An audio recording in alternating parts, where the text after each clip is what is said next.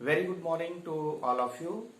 +1 commerce section के accountancy subject में आपका स्वागत है। We are discussing types of 2 column cash book in which today we will discuss 2 column cash book with cash and bank column. आज के इस video के बाद आप ये जान पाएंगे कि 2 खाने वाली रोकड़ बही में रोकड़ खाता और बैंक खाता रोकड़ बही क्या होती है और ये कैसे बनाई जाती है। तो 2 कॉलम कैश बुक 2 खाने वाली रोकड़ बही जिसमें रोकड़ खाता और बैंक खाता होता है। ऐसा व्यापारी जो कि नगद में भी लेन देन करता है और बैंक से संबंधित लेन देन भी करता है, तो ऐसे व्यापारी द्वारा ऐसी रोकड़ बही बनाई जाती है जिसमें रोकड़ खाता और बैंक खाता दोनों साथ साथ में बनाए जाते हैं। तो 2 column cash book with cash and bank column is that cash book in which cash account and bank account both are open simultaneously. दोनों खाते जो है वो एक ही साथ जो है वो बनाए जाते हैं। रोकड़ से संबंधित लेन देन जो होते हैं उन्हें रोकड़ खाते में और बैंक से संबंधित लेन देन जो होते हैं उन्हें बैंक खाते में लिखा जाता है।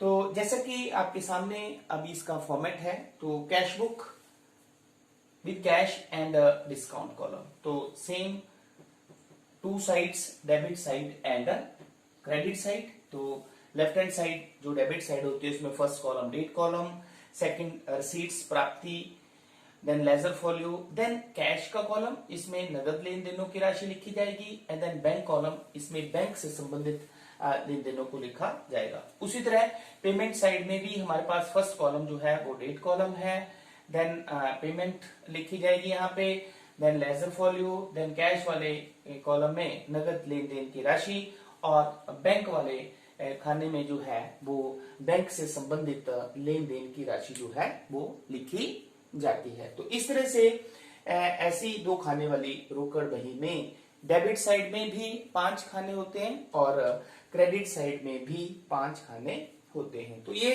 था हमारे पास cash book with cash column and bank column का फॉर्मेट।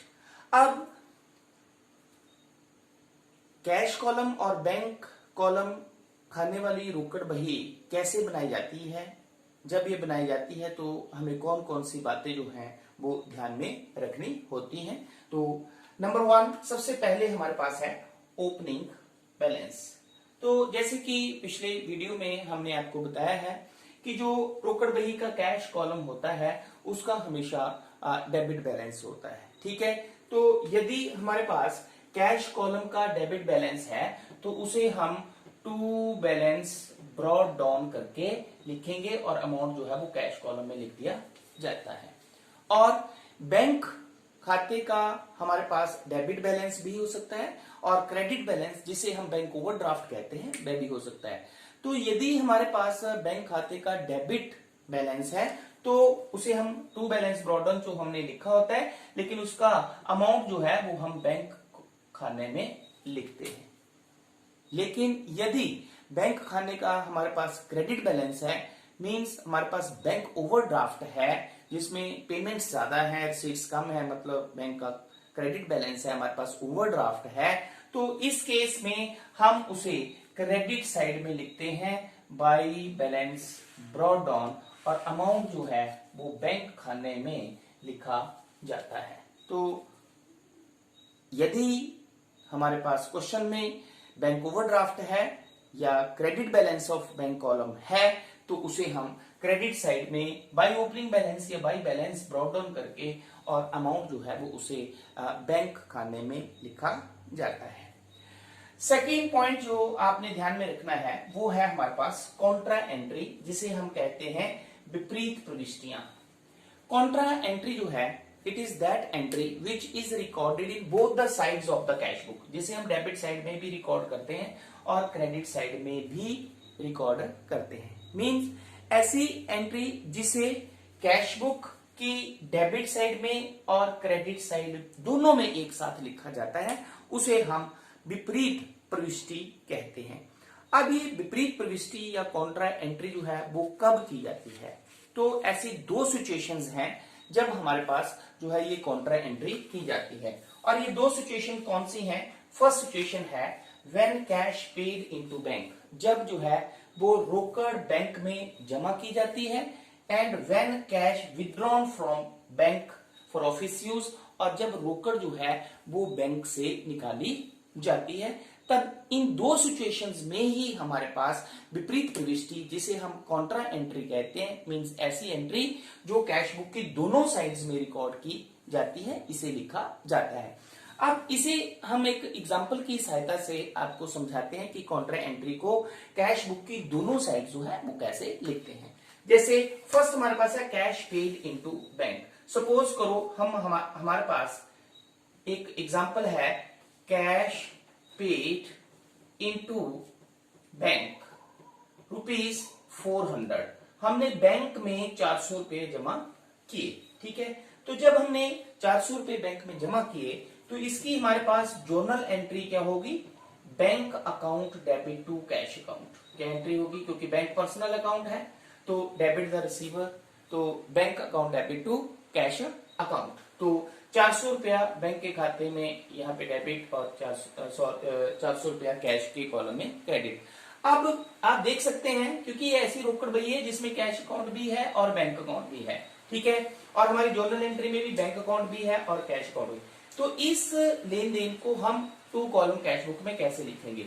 तो सबसे पहले हम डेबिट साइड में लिखेंगे टू कैश अकाउंट, ठीक है, और अमाउंट हम लिखेंगे बैंक कॉलम में 400 रुपया, और लेजर फॉलियो का जो कॉलम होता है उसमें सी लिख दिया जाता है। सी का मतलब होता है कॉन्ट्रा एंट्री। इसी तरह जब इसको हम क्रेडिट साइड में लिखेंगे तो हम लिखेंगे बाई बैंक अकाउंट।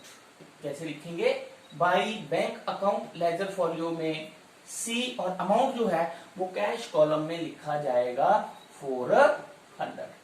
क्लियर? तो इस तरह से आपने देखा कि इस लेन देन को हमने कैश बुक की डेबिट साइड में भी लिखा और क्रेडिट साइड में भी लिखा, इसलिए इसे हम विपरीत प्रविष्टि या कॉन्ट्रा एंट्री कहते हैं। तो जब हमने कैश बैंक में जमा किया तो इसे बैंक कॉलम में टू कैश करके अमाउंट बैंक कॉलम में और बाई बैंक करके अमाउंट जो है वो कैश कॉलम में लिखा जाता है। इसी तरह सपोज करो आपके पास when cash withdrawn from bank, जब हम कैश बैंक से विथड्रॉ करते हैं, हमारे पास सपोज ट्रांजेक्शन है कैश विथड्रॉन फ्रॉम बैंक ₹300।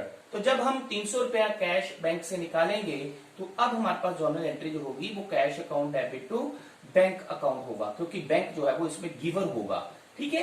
300 रुपया कैश के सामने और 300 रुपया बैंक के सामने। क्लियर? तो अब इस लेन देन को हम कैश बुक में कैसे लिखेंगे? तो जब हम डेबिट साइड में लिखेंगे तो कैश की डेबिट साइड में टू बैंक अकाउंट, यहां क्या लिखेंगे हम? टू बैंक अकाउंट, और अमाउंट जो है वो कैश कॉलम में 300 रुपया। उसी तरह जब इस लेन देन को हम क्रेडिट साइड में लिखेंगे तो लिखेंगे बाई कैश अकाउंट, ठीक है, और अमाउंट जो है वो बैंक कॉलम में लिखा जाएगा 300। तो आप ये देख रहे हैं कि जब हम यहाँ पे टू बैंक लिख रहे हैं तो अमाउंट को हम कैश कॉलम में लिख रहे हैं, और जब हम बाई कैश लिख रहे हैं तो अमाउंट को हम जो है वो बैंक कॉलम में लिख रहे हैं, मतलब अपोजिट हम लिख रहे हैं, इसलिए इसे हम कॉन्ट्रा एंट्री या विपरीत प्रविष्टि कहते हैं।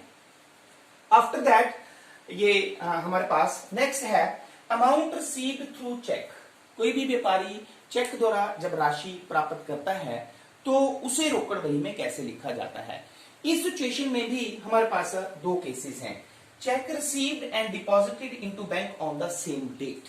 जब चेक रिसीव होता है और उसे हम उसी दिन बैंक में जमा कर देते हैं, ठीक है। चेक हमें रिसीव होता है और उसे हम उसी दिन बैंक में जमा कर देते हैं, तो इस लेन देन को हम जो है वो कैश बुक की डेबिट साइड में लिखते हैं और अमाउंट जो है वो बैंक कॉलम में लिखा जाता है। सपोज हमारे पास ट्रांजैक्शन आती है, एक check received from Hari ₹300 and deposited into bank on same day. हमने क्या किया, चेक हमें 300 रुपए का हरी से मिला और हमने उसी दिन उस चेक को बैंक में जमा कर दिया। तो इस लेन देन को रोकड़ बही में कैसे लिखेंगे, क्योंकि हमें हरी से चेक मिला है तो टू हरी, और अमाउंट उसी दिन बैंक में जमा कर दिया तो 300 रुपया हम बैंक में लिखेंगे। क्लियर? तो मीन्स जब चेक हमें मिलता है और उसी दिन हम उसे बैंक में जमा कर देते हैं तो इस लेन देन को रोकड़ बही की डेबिट साइड में लिखा जाता है और अमाउंट जो है वो बैंक कॉलम में लिखा जाता है। सेकंड है check received and deposited into bank on the next day. उस दिन जब चेक हमें प्राप्त होता है उस दिन उसे बैंक में जमा नहीं किया जाता है। तो इस केस में हम लेन देन को 2 कॉलम कैश बुक में कैसे लिखते हैं। सपोज सेम ही ट्रांजेक्शन हम लेते हैं, चेक रिसीव्ड फ्रॉम हरी ₹300, यहां तक आ गया हमारे पास। ठीक है, ये मान लो हमारे पास 10 जनवरी को आया, फिर हमने 12 जनवरी को क्या लिखा, चेक डिपॉजिटेड इनटू बैंक ₹300। हमें पहले चेक मिला 300 रुपए का, 10 तारीख को, 12 को हमने उसे बैंक में जमा किया। तो अब सबसे पहले जो 10 तारीख को हमें चेक मिला तो हम लिख देंगे टू हरी, लेकिन अमाउंट जो है, क्योंकि इसे हम कैश वाले कॉलम में लिखेंगे। कहां लिखेंगे?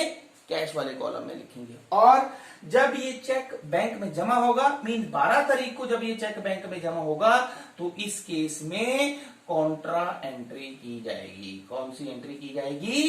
Contra entry. मीन्स तब हमारे पास सेम वही एंट्री हो जाएगी। यहां पे टू कैश अमाउंट बैंक में लिखेंगे 300 रुपया, और यहां पे बाई बैंक और अमाउंट जो है वो कैश में लिखेंगे 300 रुपया। यहाँ पे 12 तारीख को ये हमारे पास कॉन्ट्रा एंट्री होगी और यहाँ पे 10 तारीख को ये हमारे पास होगी। तो इस तरह से ये आपने ध्यान रखना है कि जब हमें चेक प्राप्त होता है और उसी दिन बैंक में जमा कर दिया जाता है तो हमारे पास ये एंट्री हुई। ठीक है, कैश बुक की डेबिट साइड में, और अमाउंट हमने बैंक में लिखा। लेकिन जब हमें चेक प्राप्त हुआ लेकिन हमने उसे उसी दिन बैंक में जमा नहीं किया, तो पहले जो हमें चेक प्राप्त हुआ उसे हम कैश मानते हैं, उसे हम कैश वाले कॉलम में लिखते हैं, और जब हम नेक्स्ट डे को उस चेक को बैंक में जमा करते हैं तो हम कॉन्ट्रा एंट्री करते हैं। क्लियर?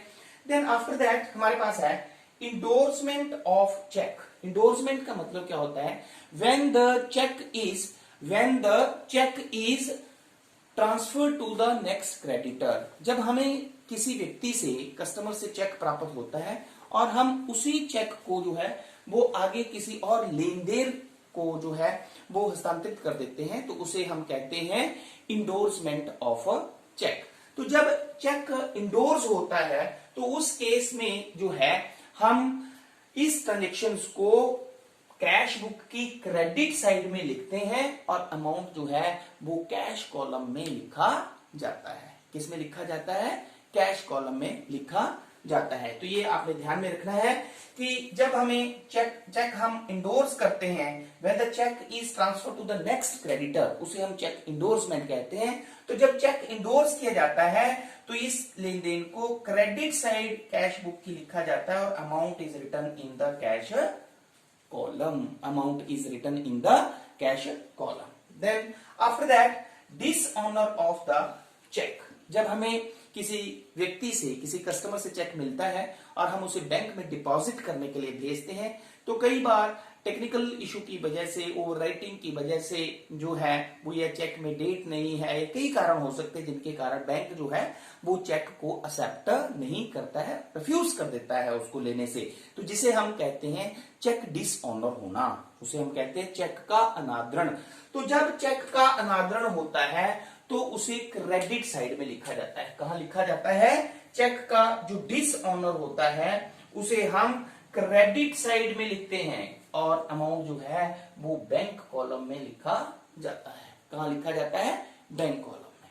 क्लियर? तो जब चेक डिसऑनर होता है तो उसे हम कैश बुक की क्रेडिट साइड में लिखते हैं और अमाउंट जो है वो बैंक कॉलम में लिखा जाता है। After that the next transaction है payment made by the cheque. किसी भी व्यवसाय में जब बैंक से संबंधित लेन देन किए जाते हैं तो उसमें कोई भी पेमेंट है, कोई भी एक्सपेंसेस करना है या किसी व्यक्ति को पेमेंट करनी है, तो वो चेक द्वारा की जाती है। तो चेक द्वारा जब कोई भी पेमेंट व्यवसाय में की जाती है तो इसे कैश बुक की, इसे भी हम जो है वो कैश बुक की क्रेडिट साइड में लिखते हैं और अमाउंट जो है वो इसका भी बैंक कॉलम में लिखा जाता है। After that we have bank charges. Bank हमें जो सर्विसेज प्रोवाइड करता है, जैसे आपने बैंक ड्राफ्ट के द्वारा पैसे भेजने हैं या आपने बैंक अकाउंट ओपन किया, उसका एसएमएस आपको आता है। जैसे आप एटीएम से अमाउंट विड्रॉ करते हैं तो आपको एसएमएस आता है कि इतना अमाउंट आपने आपके अकाउंट से विड्रॉ हुआ है।